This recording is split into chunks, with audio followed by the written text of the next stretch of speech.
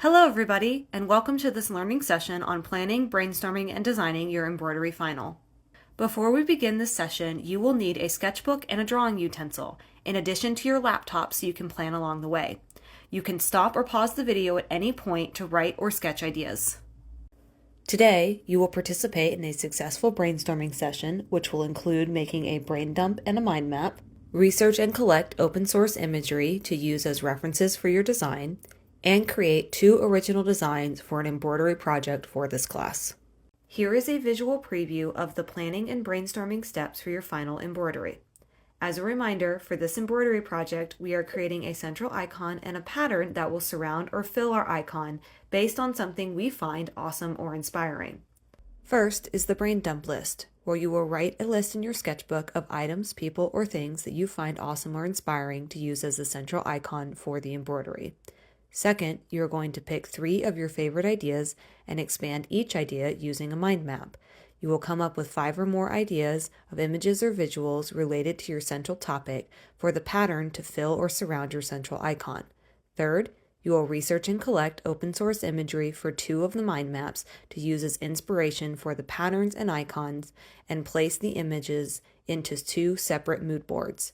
The last step, you will sketch several 2-scale ideas of your final embroidery, making sure to include a central icon and pattern based off your chosen topic from the mind map and the references from your mood board.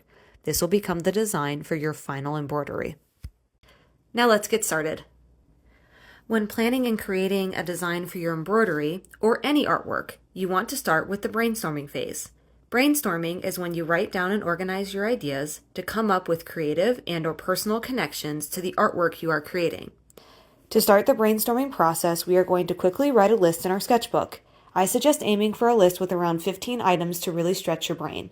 This type of brainstorming is often called a brain dump and is a great way to rapidly record lots of ideas surrounding a project without the pressure of having one right answer.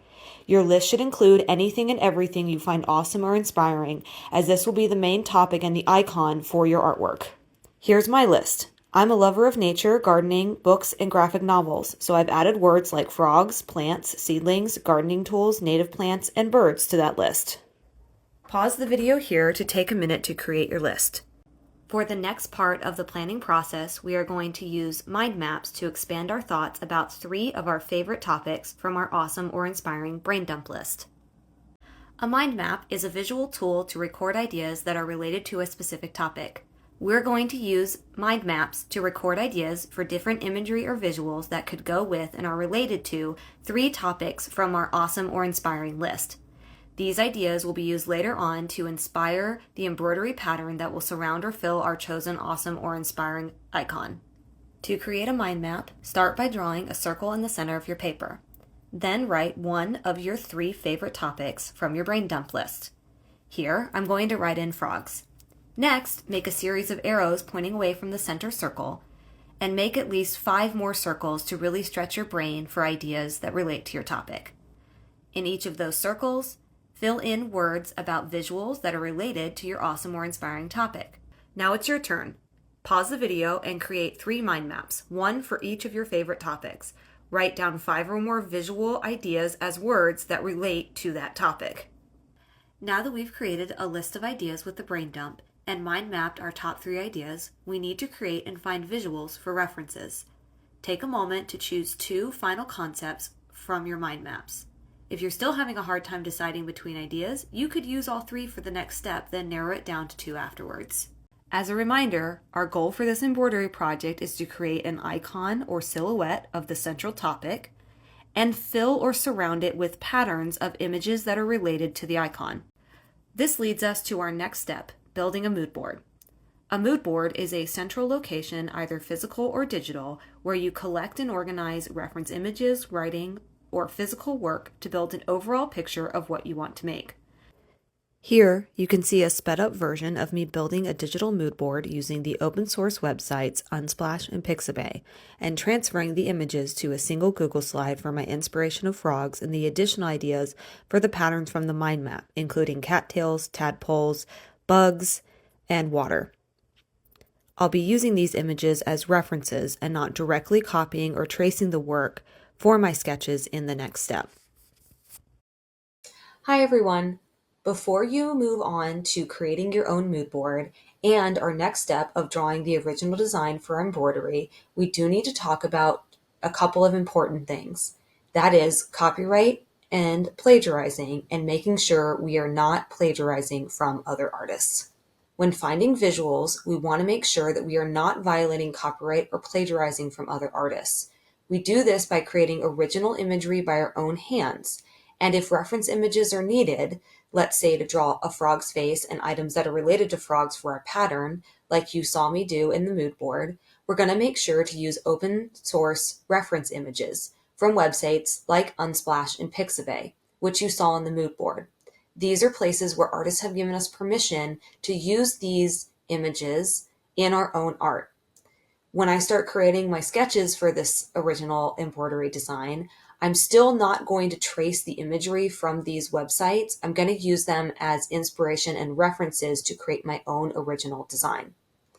If you're going to pick a celebrity or a symbol, let's say from like a famous movie or a cartoon that you like to watch as part of something that's awesome or inspiring for this embroidery, that's okay to use it, but it needs to be one small part of the design, and you need to make significant changes to how it's used in your art so the meaning of the original image in your art is not the same as the original artist's intention.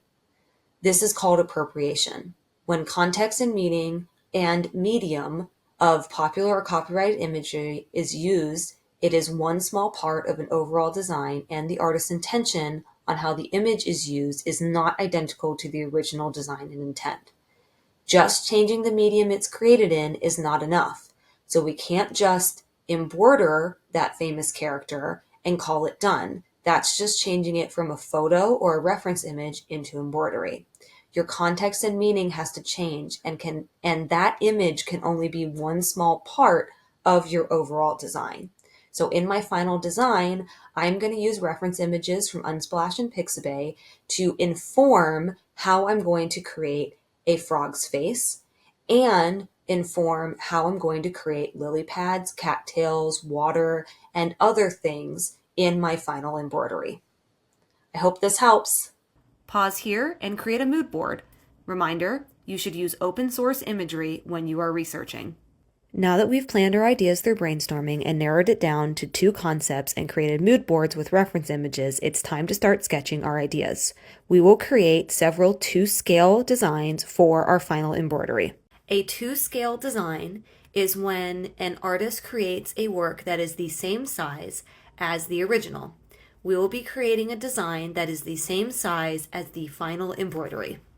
To begin making your sketches, take your embroidery hoop and draw it on 3 separate pages in your sketchbook.